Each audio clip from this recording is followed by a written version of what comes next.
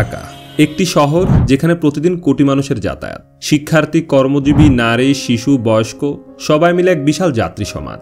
কিন্তু প্রতিদিনের এই যাত্রা অনেকের কাছে এক প্রকার দুঃস্বপ্ন। অপর্যাপ্ত বাস, এলোমেলো রুট, অব্যবস্থাপনা আর ভাড়ায় প্রতারণা, এসব যেন ঢাকার গণপরিবহন ব্যবস্থার চিরচেনা চিত্র। দীর্ঘদিন ধরে রাজধানীর বাসগুলো যেন চলছে নিয়ন্ত্রণহীনভাবে। যাত্রীরা প্রতিদিন পড়ছেন যানজটের কবলে, ঘটছে ঘটনা, কখনো বা পকেট থেকে গুনতে হচ্ছে অতিরিক্ত ভাড়া। শারীরিকভাবে সক্ষম তরুণরা কোনোভাবে ভিড় ঠেলে বাসে উঠতে পারলেও নারী, শিশু ও প্রবীণদের জন্য যাত্রা হয়ে ওঠে ভোগান্তির নামান্তর। শুধু তাই নয়, অকার্যকর রুটে চলাচল করা হাজার বাসই ঢাকার তীব্র যানজটের অন্যতম বড় কারণ। এই অব্যবস্থাপনার ফলে প্রতি বছর প্রায় 37,000 কোটি টাকার ক্ষতি হয় এবং নষ্ট হয় প্রতিদিন 32 লাখ কর্মঘণ্টা।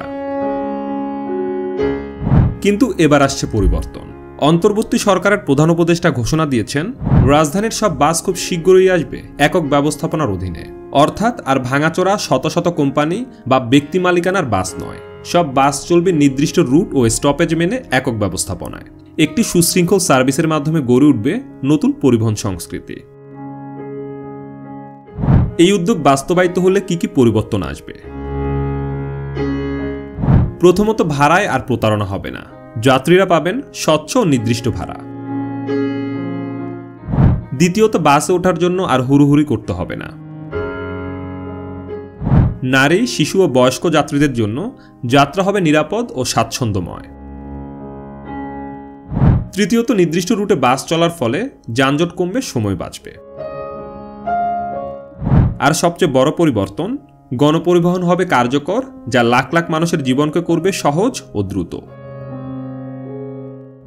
ভাবুন তো, একজন কর্মজীবী নারী আর অফিসে দেরি করে পৌঁছাবে না। একজন বৃদ্ধ বাবা বাসে উঠতে আর লড়াই করবেন না। শিক্ষার্থীরা সঠিক সময়ে ক্লাসে পৌঁছাতে পারবে। আর প্রতিদিন কোটি মানুষের বাঁচবে মূল্যবান কর্মঘণ্টা।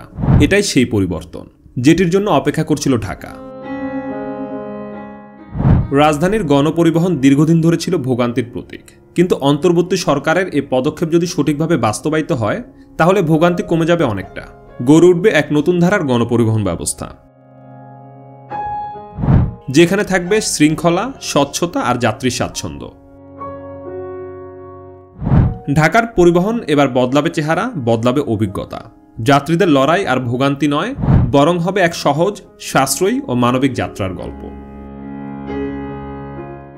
সুপ্রিয় দর্শক মণ্ডলী, ঢাকার গণপরিবহন ব্যবস্থা নিয়ে আপনার মূল্যবান মতামত অবশ্যই আমাদের কমেন্টে জানাবেন। ধন্যবাদ, ভালো থাকবেন সবাই।